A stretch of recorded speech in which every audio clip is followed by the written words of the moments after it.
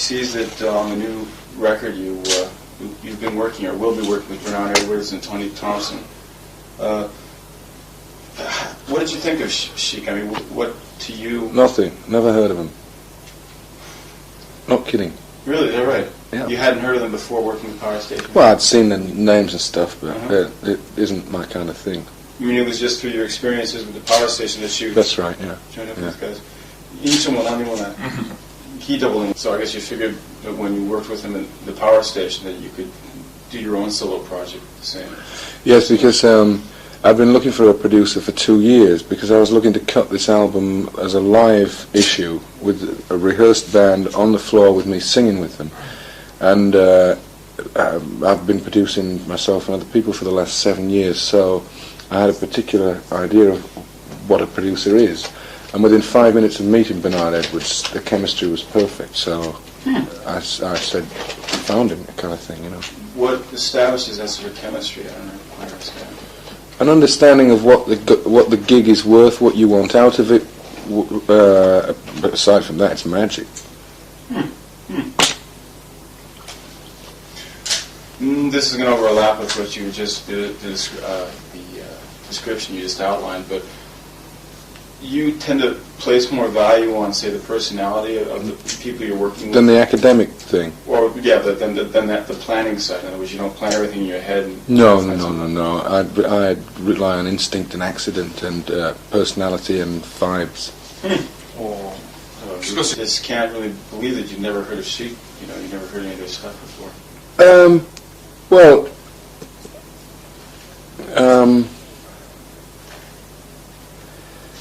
I hear lots and lots and lots of music. I keep correspondence with people in most of the major cities in the world on cassette. And they send me things I've heard and whatever.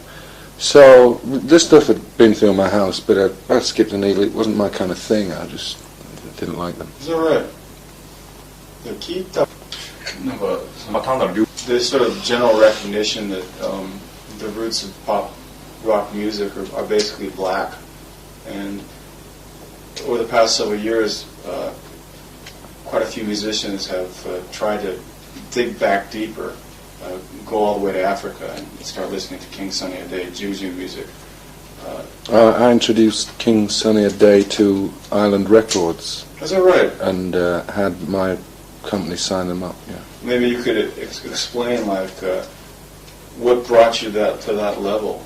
Was it just you'd been concerned with American music and you decided to... I was raised in the Mediterranean and was exposed to a huge variety of music. Spanish, North African, American Forces Network, Middle Eastern music.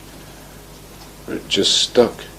And when I was 20, I hooked up with a couple of African percussionists, and we used to play all day and go off into trances and stuff. So it's been part of my vocabulary for a while, and they introduced me to all kinds of syncopations and the musicality of rhythms, and so I'd been living with it for a while, and eventually it stuck in my record company owner's head, because I send him cassettes too, and he says, "Who is this band you're always playing me?" And so I got him to sign them up.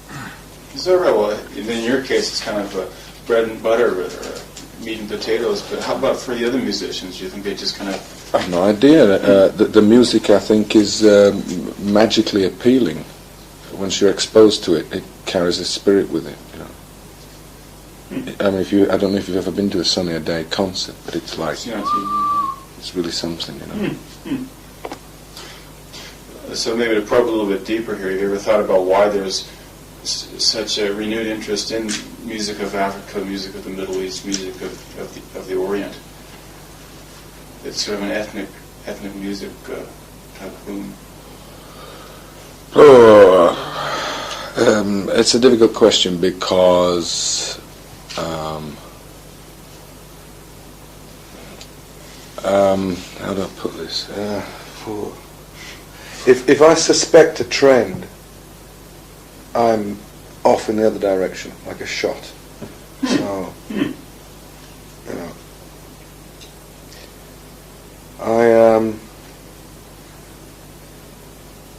it might be a hula hoop. I don't know. Do you know what I mean by that? No. You know, a craze. Oh, I see. Yeah, just a fad. Yeah. But I don't know. Perhaps it's the weather or whatever. You know, within a 6-month period of time, there's a whole load of movies come out with a similar theme, and this and that. So I think it's just I think all kind of things like that are in the air, like radio waves or whatever, and people pick up on them at the same time. Nothing at all. More and more attention being paid to rhythms, polyrhythms, complicated, new rhythms, whatnot. And he sees that in your case as well. As a matter of fact, from Secrets on, you seem to be working with a lot of sophisticated rhythms and whatnot. Do you think this will be an important factor to you from here on in, as much as it has been before? Okay, well, prior to that, the Secrets record, I'd had to work essentially with existing rhythm sections because I didn't feel confident enough in my craft as an arranger or being able to express what I needed from the musicians. So I spent loads of years doing my own homework so that instead of having to tell the people what I wanted, I could perform it and say, I want this, but with their musicality, the speciality of it. So it's only that it's appeared recently in that I've been able to convey it. And like going back to the earlier thing, I like to stay in tune with whatever's going on. And of late, I'm tending more towards entirely melodic things with no drums.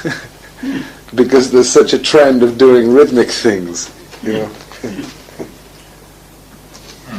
go. Understand English, but don't speak it. Well, you see, what I don't rely completely on the interpretation on the spot. I give him the gist of what you've been saying, so he can continue the interview. But later we put it all down. I see. I see. Fine. Thank you. Thank you. So that the using Secrets as or considering it sort of a turning point, do you think the major cause for the change was like in your own technical ability or actual technology? 意図的な方向転換ではない。Was it a conscious? It was actually the change wasn't then. It was. That was the cause of the change, which was the next album, Clues. What happened was that was the first time I'd taken the liberty of arranging my songs and taking them right through. And off that album, I believe, isn't the song Bad Case of Loving You on that album? That's on Secrets, yes. Yeah, okay. The first song. That was sort of a peak for me in terms of success in the US. So behind that to me looked like an opportunity to really, instead of like being tentative about it, really go for it, which was the Clues album. And that was the end of my success in the US and the beginning of my success in Europe. Is that right? Yeah, the following album was regarded as avant-garde. Now, of course, it's mainstream, but that was kind of the turning point. As soon as I did what I really wanted to do, it was all over. Was that the half live, half studio one, Clues? No, the Clues is the one with the songs Johnny and Mary and Looking for Clues on it, which were hits throughout Europe. Top 5, number ones in most places. I think it was from that time, that the Secrets Clues period, that you kind of started to realize your concern with the sound as a whole, as opposed to just the rules of Yes, definitely. The concern had always been there, but without the craft of being able to do anything about it, which I'd learned from all the experiences of working with my favourite musicians from, even the Tamla Motown musicians I work with. Without that experience, I didn't have the skill to do anything about it. But that was definitely the case. That I'd always wanted the overall thing, I wanted to be unique to me, rather than just like some, the latest mainstream sound.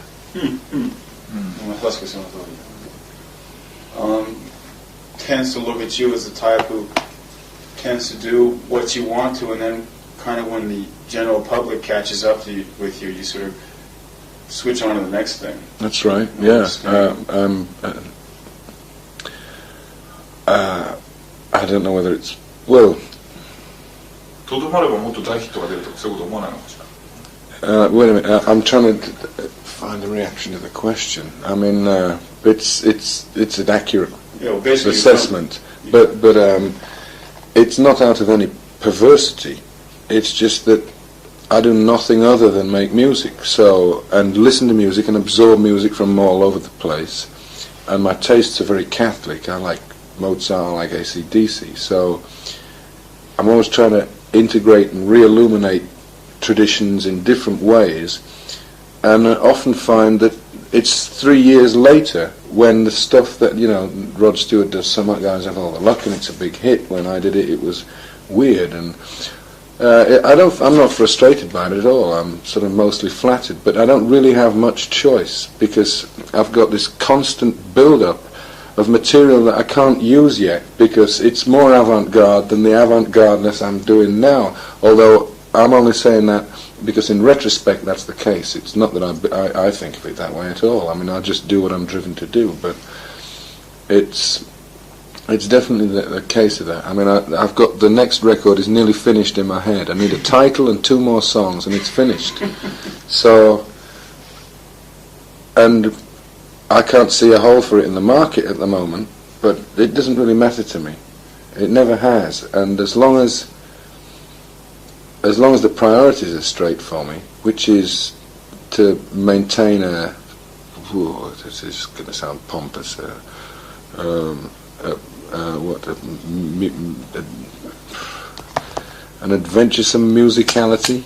I don't know how to put it, but because I mean, I realise this is all words, but in fact it's just instinct, and the songs come into my head and I'm driven to do something about them, so it's just a matter of trying to kind of pace it so that I do one thing at a time. But I've always got a huge stockpile of things that I haven't been able to do, but fortunately I'm in a position now where I can record very comprehensive demos at home, hang them on my wall and be quite content to get them out of my system like that without feeling that I must inflict them on the public. So does a lot of material stay in the closet there? Oh yeah, I've got piles of it, some great stuff, but it's also the kind of stuff that if I put it on, it'll clear the room, like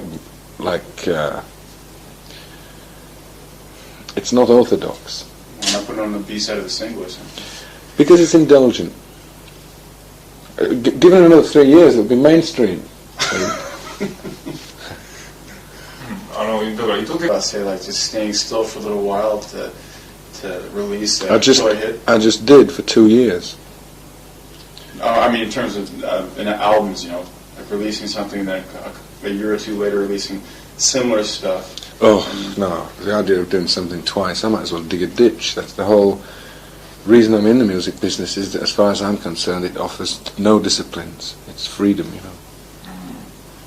なるほどね。A lot of critics would tend to level criticism at your music to the effect that perhaps you do tend to keep it a bit too lofty and a bit too oriented for the connoisseur, or the I guess the connoisseur would be the best word. That would be valid if my approach was intellectual or academic, but I don't want to be elitist, I don't want to be avant-garde, I don't want to be inaccessible. I want to communicate with my music. It's just that I'm not very good at doing it. It's I will not patronize an audience for the sake of sales. Just out of curiosity, what sort of musician do you think that criticism would apply to or be valid in regard to? You say somebody more intellectual or somebody more. Brian Eno. What's his name? Shock the Monkey. Oh, Peter Gabriel. Yeah. But the thing is, does have a huge following, though. They're more cult than I am, in that, for a start, they've got no sense of humour. 後半何聞い Pardon me. It's something that intrigues me in that when I travel around, well, let me give you an instance, be specific. I remember doing a promotional tour of the US when it was Burn the Disco Records time, when the Bee Gees were peaking. You know. Disco sucks. Yeah, and when I would go on radio stations, rather than talk, I'd say, let's play some songs, you know, and I was carrying with me pop music by M. I'm in Chicago, I put this record on. Within 30 seconds, all the lights are on. Disco sucks, take this shit off. 18 months later, it's number one. You know, so it's not that my tastes are. See, I mean, as I say, I like a lot of what's regarded as trash music and trash movies and things. But everybody seems to impose. Well, for instance, in England particularly, everything is fashion oriented, and so people tend to play that game. That's why I left and won't have anything to do with it. And then in the US, it tends to be all business oriented, and it's like whether or not you've got the kind of whether you can generate the clout to get the bucks behind the product to sell the plastic, you know, that sort of thing. Neither of these things mean anything in the face of groups like Comsat Angels or Scritti Politti or The Family, the best record made this year. Princess Project. Yeah, this thing. Or Go West single, or Kate Bush's thing. There's no way you can categorise those or say that they're this or that. They're out of the blue, and they go right through. You know, it's people go for the, I think the, it like rings an internal bell with people, and to pretend that you can either manufacture that or pander to it, to me, is nonsense and has nothing to do with music. So. From that point of view, I don't pay any attention to an audience per se, but it's only in situations like this where the discussion comes up that I consider this, because when I'm actually doing it, writing it, whatever else, I'm a one-track mind. I don't even think. I'm just being what it is that I'm doing.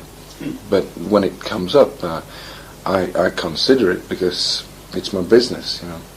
I've been singing for 20 years. One of these days I'll get it right. 今その自分の音楽論について述べたわけよ。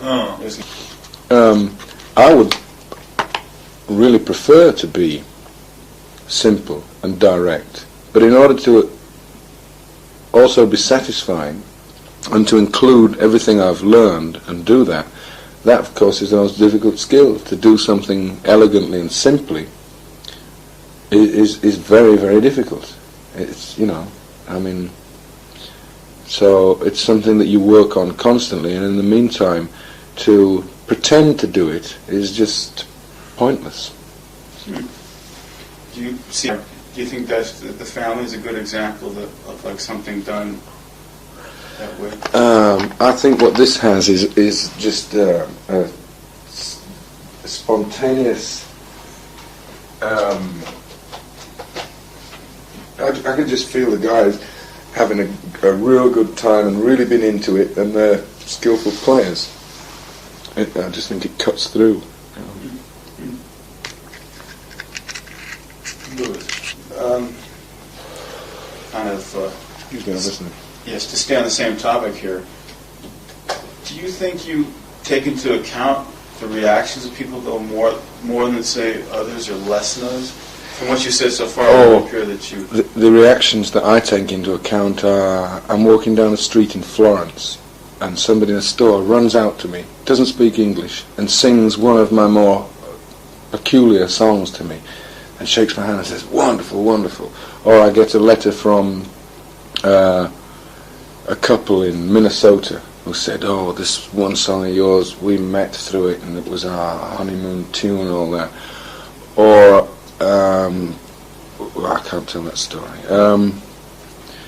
Those kind of things mean more to me than show business or ticket sales. And I like the one-on-one thing, I'm not into... I don't want to peak in a mass way particularly. I like the fact that my career is going like this. Otherwise I'll line myself with a style, and it's when the style goes, I go with it, you know.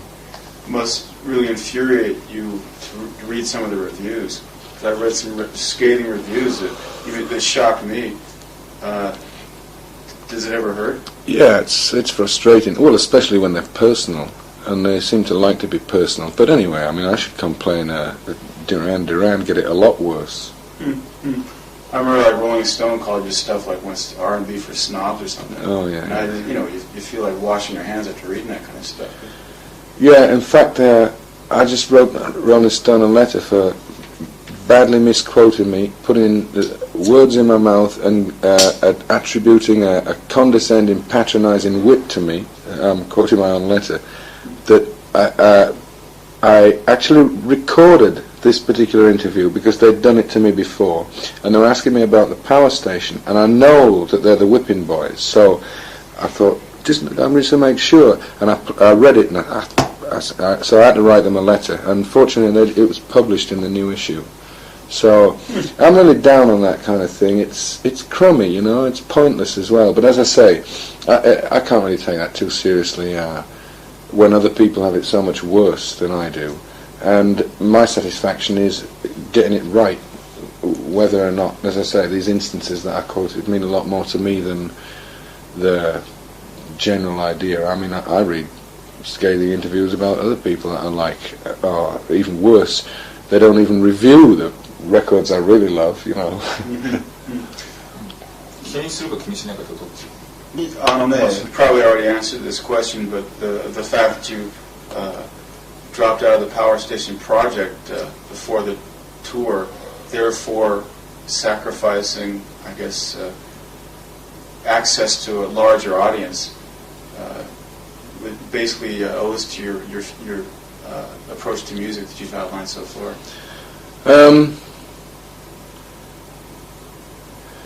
Whoa, how do I be succinct about this? Because the details are tedious.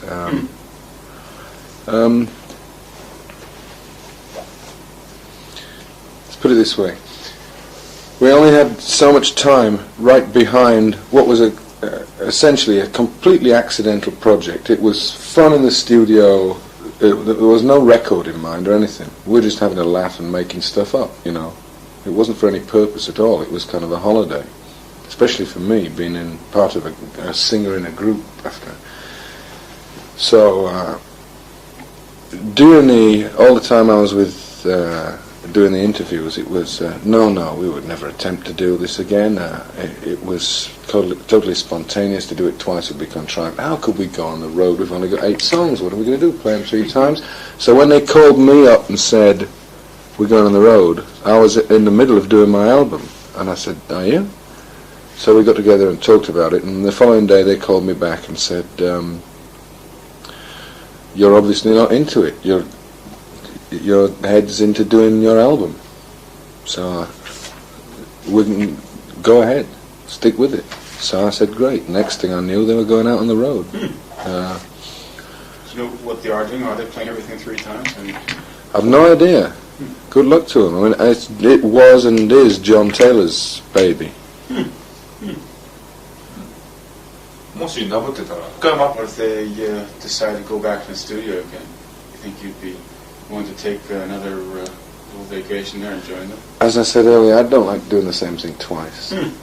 Maybe they want to do something completely different this time. The wind was, I hope they do. I mean, the wind was blowing right when that happened. I think that is probably the major contributing factor to the success of the record, in that when they called me up, they'd already finished all the music and wanted me to write some melodies and lyrics, and they sent me the songs one at a time. It turned out fine. I'd been in a writing mode. I was in one when I got the thing, so I liked the feel of the tracks they sent me. Everything just clicked. The chemistry was good. It was fresh. Nobody knew each other in a working way. And when I came in, they were all delighted because their job was all finished, and they were just sat there going, "Oh yeah, he made a song out of it. You're great, yeah." So it was a lot of fun, you know. To do it again would be like, oh, this and that. I mean, I never worked like that, so it wouldn't make any sense to me.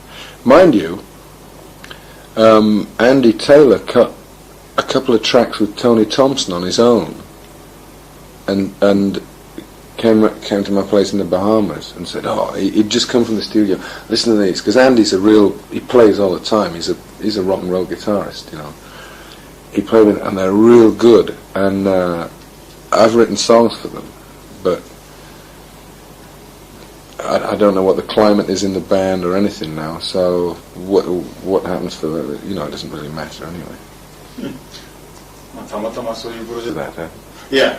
Well, actually, a lot of times towards the end here, we just try to jam as many questions in as possible. Oh, okay. Just completely jealous of all Okay. my stuff. But I mean, as long as we kind of keep the direction going, so he knows that my response is, I guess he's working on body language. Well, Yeah? Like he says, power station, I go. You find out a lot that these interviews have no direction at all. It's kind of, Fine. questions made up. That's the way I like it. 私はみんな分かってますからね。 So, some people would look at rock as like a lot of rock as a white interpretation of a black genre. Mm. So does that basically make black music constantly one step ahead the teacher?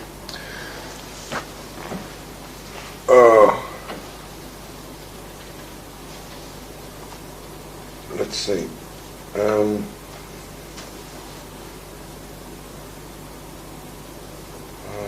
trying to think of musical examples to make that to be arrant nonsense. For instance, the Commodores are in town, right? Mm-hmm. Now, I've been blacker than them for a while in that context, you know.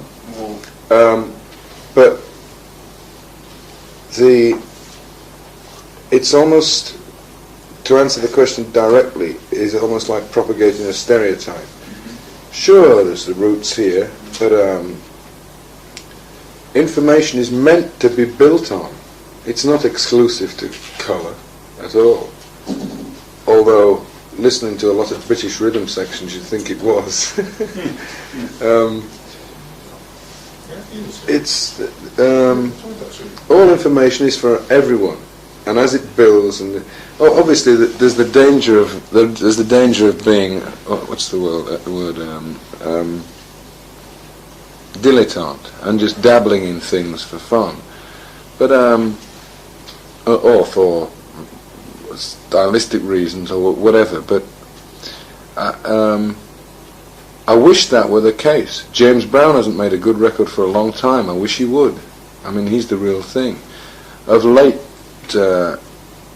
Miles Davis hasn't done anything very strong. Billie Holiday isn't with us anymore. But if in the current age we're talking about the Commodores and Prince and what's the face, Kool and the Gang, then it's all the same, because there's level 42, there's, you know, it's all evened out. And I think that's great. The idea of a crossover is great, but when it comes to really funky stuff, I don't think we're limited at all to black and white. We've got Atahualpa Yupanqui, you know of him, the Argentinian guitarist, or Paco de Lucia, or in another direction, what's the famous cellist? Pablo Casals. I mean, they're just as funky as James Brown. There's no doubt about that, you know. So it's not exclusively an African thing at all, or an ethnic thing. It's to do with it's just to do with being accurate to the individual's muse, wherever it is, and not, you know, just being in tune. And obviously talent comes into it, you know. But what's that? This guy, the singer for Go West, Peter Cox, is an incredible talent as a singer, as good as Howard Hewitt from Shalimar, for instance, or who else is there around lately? Well, Green from Scritti Politti has a real interesting thing. And yet, all these things are so different, but what they contain is like an inner energy, an inner voice that's honest. And it's that's the funk, not the superficiality of the rhythm. Because a lot of stuff that calls it funk is as funky as she is, you know.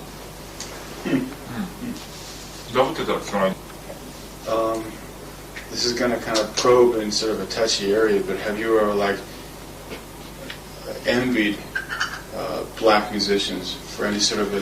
When I was about 16, when I first... I used to enjoy it when I had a cold, because it made me sound more adult when I was singing. And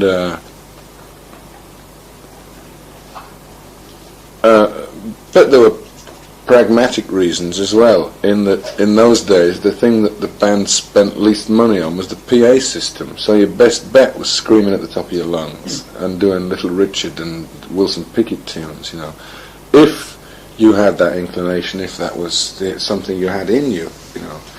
But I've worked with a huge range of musicians and a different, all kind of different styles, and I've found it doesn't make any difference at all what country they're from and what colour they are.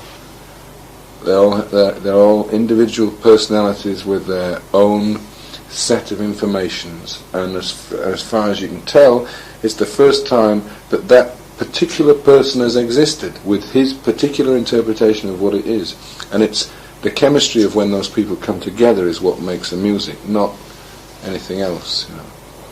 I mean, Sly Stone's drummer, way back, that white guy, boy, was he something else, you know. And I mean, Sly must have had very, very exacting standards, and that was the guy he picked, you know. So, yeah, as I say, I was exclusively into Atlantic, Stax, Motown, blue beat, ska, between the ages of 16 and 22 or something. But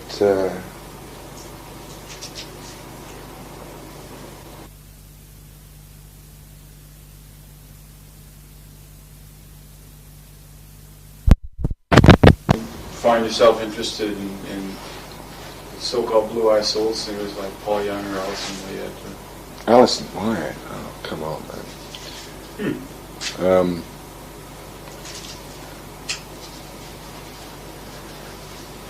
In terms of vocalists, well, there's so much product out these days, so much tons of vinyl, that you have to dig that much harder to find the good stuff. And it's like, I don't want to be like, I'm not a purist, so I don't want to exclusively attach my enthusiasms to the singers that I first enjoyed, Billie Holiday, Nat King Cole, Lena Horne, and then Otis Redding, Marvin Gaye, that kind of thing. But on the other hand, I have to accept that there's a distinction drawn between these different things, and so for me, you know, the difference is that somebody's either singing from their heart or they're singing from their head, or they're singing out their ass, you know. And sure, I go from people that sing from their heart, if that's a definition of a soul singer. And in the meantime, there are all kinds of barriers to that being successful or not, even from the point of view of the singer themselves. In that, are they working within a skillful enough team to interpret this? Have they got the right support? Have they got the right song? Have they had enough experience experimenting with different kinds of melodies and intervals? Do they know the right key to sing in? Which is the best register in their voice? It's an endless thing, you know. And somebody will just come up with a song out of the blue, like, again, back to Peter Cox, that We Close Our Eyes. Just a wonderful piece of singing, and certainly very soulful. And I'm not so sure about Paul Young. I can't make my mind up. He's got a fantastic tone and a natural phrasing, but everything is so downbeat with him, you know. It's like, pity poor me. And which is fine, you know. I see this aspect of him, and then there's this other aspect of him where he's like a circus act live, twirling batons and leaping around like a gymnast. I find it all very disturbing, but then I guess that's a personal thing. When it comes down to it, it's more to do with the records he makes. And now we should change the subject, because we're getting into the area of personal taste. And again, if you can't think of anything nice to say, don't say anything at all. So, yeah. On your days off, like when you don't have interviews or don't have a session or don't have this or that, no obligations, how many hours a day do you think you're in contact with music? I guess either from the minute I get up to the minute I go to bed. I don't do much else. I love to read, and sometimes I get musicked out, particularly when I've just finished a song. It's like a particular catharsis for me, so I'll be able to relax. And I'm an avid reader, so that'll be time to catch a tan and read a book. But then halfway through the book, it'll be and I'm back in my studio, you know. I love it. I don't do much else. It bugs my kids, bugs my wife, bugs everybody. But I won't. I'm just fortunate in being able to afford an Akai 12-track, incredible machine, that, I mean, you can just throw ideas down in there and come up with great results, and you go, oh, okay, great. That's, you know, it's so nice to be able to have that situation where instead of, oh, I've got a song, I'll have to go in the studio and record it, whether it's got any merit at all. So it's nice to have like lots and lots of songs to pick from. And know that when you go in, that's basically the latest thing I've achieved, I think, with this new album, is that it has a coherence. It's more, I hope it communicates more, in that it's less decorative than things I've done in the past, through, again, the experience of having got there. But yeah, if you hadn't been here, I'd have been playing my rig. I can't think of anything else better to do. じゃあいつも音楽を生み出そう。そういいうふうに。The idea that you kind of always are striving to listen to new stuff and kind of always working at getting new stuff, but instead it seems to come kind of naturally. You just sort of naturally feed on music. Yeah.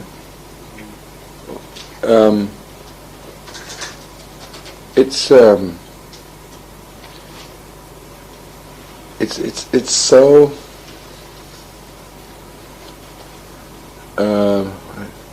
it's so private to do so. And there's the danger that it might be an indulgence, but it sure makes my life peaceful. You know, it's like it's almost having an excuse. You know, oh, I've got to work on this song. I can't do the washing up. You know, or whatever. For instance, when I'm on the road doing gigs, I can't do interviews. No way. I mean, I'm like this. and I have to concentrate entirely on. I don't smoke cigarettes. I don't drink. You know, it's a completely different kind of concentration. But I like separating the things. Otherwise, I'm sort of dabbling in this. My ideas aren't clear on this or that. You know, I'll lose tone of volume because I've smoked too many cigarettes or whatever. And then when I'm writing, it's a different thing. When I'm a producer, it's a different thing. But I like to separate the things and devote myself entirely to them while I'm doing them. But they're all just different aspects of making music, so it all builds up, you know. And if I get one bit right, then, like for instance on the new album, there's a song called Addicted to Love, and I think that's great.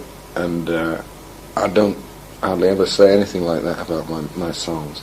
I have a collection here of 11 cassettes, 90-minute cassettes, which is a distillation that I've made over the last 10 years of all the music I've had come through my various places I've lived. It's something I continuously do, is edit music down and down and down, you know. I mean, stuff you've recorded or other No, people's? other stuff. Okay. And on it there's only there's only one thing of mine, which is a dub mix of Sneaking Sally Through the Alley. But the new song on the Addicted to Love on the new album, I'm going to put on one of those cassettes. So that's a kind of first for me. I like it that much, yeah. Huh. Maybe you're just softening towards your own music. No, in fact, when I realised that I liked it that much, I suddenly switched hats and said, no, wait a minute. I can't, you know. But whenever it comes on, it's like, what the shit is that?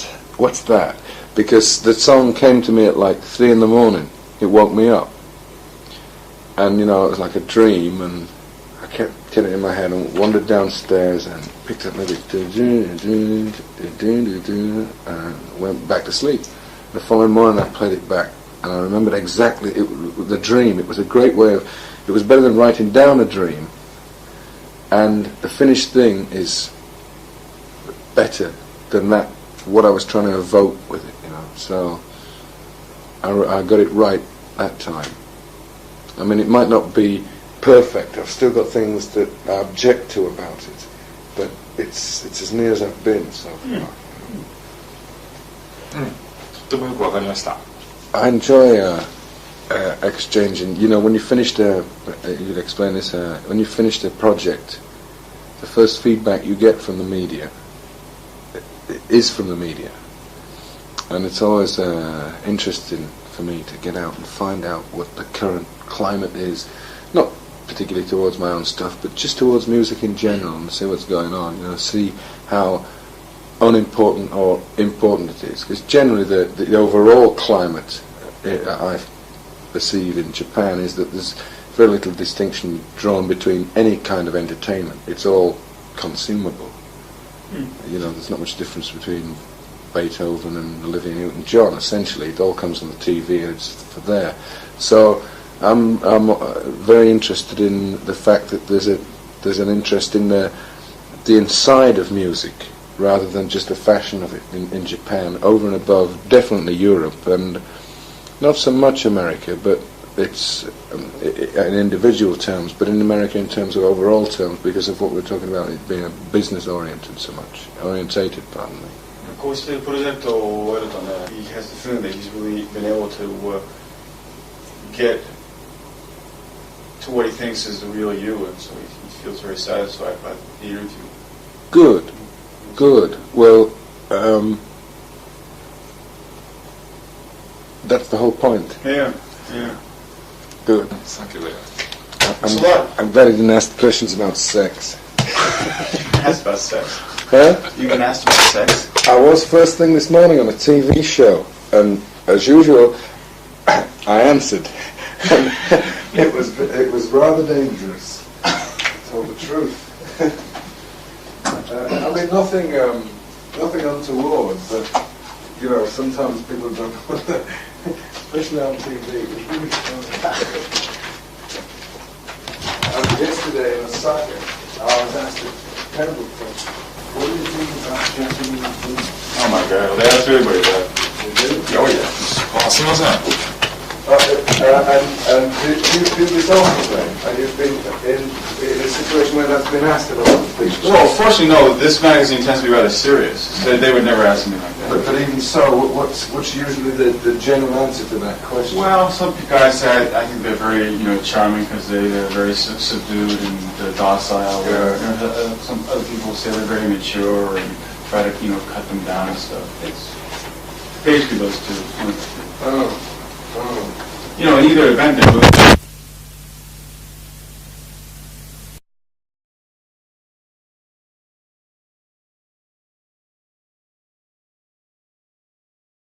In a 6-month period of time, there's a whole load of movies come out with a similar theme, and this and that. So I think it's just I think all kind of things like that are in the air, like radio waves or whatever, and people pick up on them at the same time. Nothing at all. More and more attention being paid to rhythms, polyrhythms, complicated, new rhythms, whatnot. And he sees that in your case as well. As a matter of fact, from Secrets on, you seem to be working with a lot of sophisticated rhythms and whatnot. Do you think this will be an important factor to you from here on in, as much as it has been before? Okay, well, prior to that, the Secrets record, I'd had to work essentially with existing rhythm sections because I didn't feel confident enough in my craft as an arranger or being able to express what I needed from the musicians. So I spent loads of years doing my own homework so that instead of having to tell the people what I wanted, I could perform it and say, I want this, but with their musicality, the speciality of it. So it's only that it's appeared recently in that I've been able to convey it. And like going back to the earlier thing, I like to stay in tune with whatever's going on, and of late I'm tending more towards entirely melodic things with no drums. He sees that on the new record you've been working or will be working with Bernard Edwards and Tony Thompson. What did you think of Chic? I mean, what to you? Nothing. Never heard of him. Not kidding. Really? Is that right? Yeah. You hadn't heard of them before working with Power Station? Well, I'd seen the names and stuff, but it isn't my kind of thing. I mean, it was just through your experiences with the Power Station that you... That's right, yeah. Joined up with these guys. Key doubling. So I guess you figured that when you worked with him at the Power Station that you could do your own solo project the same. Yes, because I've been looking for a producer for 2 years because I was looking to cut this album as a live issue with a rehearsed band on the floor with me singing with them. And I've been producing myself and other people for the last 7 years, so I had a particular idea of what a producer is. And within 5 minutes of meeting Bernard Edwards, the chemistry was perfect, so I said, found him, kind of thing, What establishes that sort of chemistry? I don't know quite understand. An understanding of what the gig is worth, what you want out of it, but aside from that, it's magic. This is going to overlap with what you just did, the description you just outlined, but you tend to place more value on, say, the personality of the people you're working with? Than the academic thing? Or, yeah, than the planning side. In other words, you don't plan everything in your head? And No. I'd rely on instinct and accident and personality and vibes. I've been with it for a while, and eventually it stuck in my record company owner's head, because I send him cassettes too, and he says, "Who is this band you're always playing me?" And so I got him to sign them up. Is that right? Well, in your case, it's kind of a bread and butter or meat and potatoes, but how about for the other musicians? Do you think they just kind of... I have no idea. The music, I think, is magically appealing. Once you're exposed to it, it carries a spirit with it. I mean, I don't know if you've ever been to a Sunny A Day concert, but it's like, it's really something, So maybe to probe a little bit deeper here, have you ever thought about why there's such a renewed interest in music of Africa, music of the Middle East, music of the Orient? it's sort of an ethnic music type of boom? It's a difficult question because how do I put this? If I suspect a trend, I'm off in the other direction, like a shot. So, you know,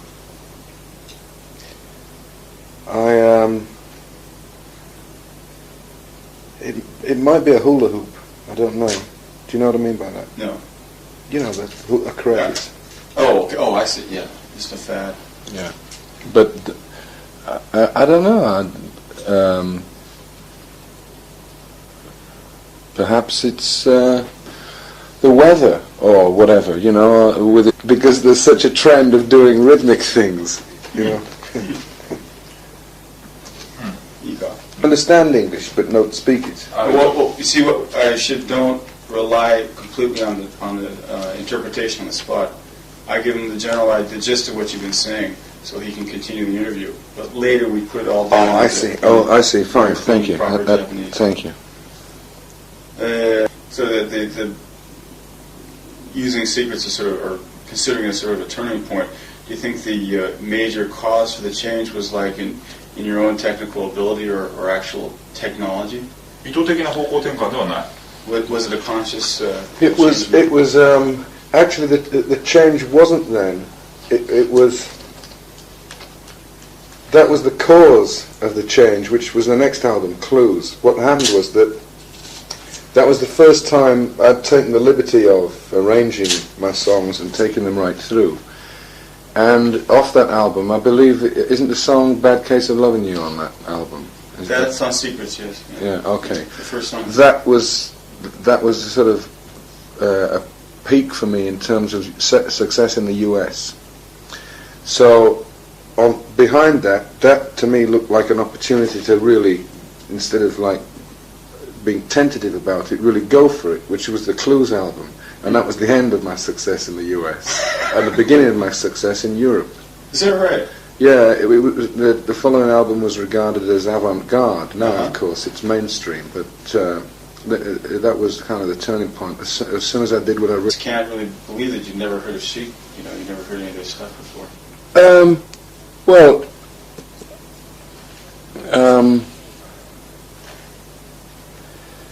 I hear lots and lots and lots of music. I keep correspondence with people in most of the major cities in the world on cassette. They send me things of her and whatever. So this stuff had been through my house, but I skipped a needle. It wasn't my kind of thing. I just didn't like them. Is that right?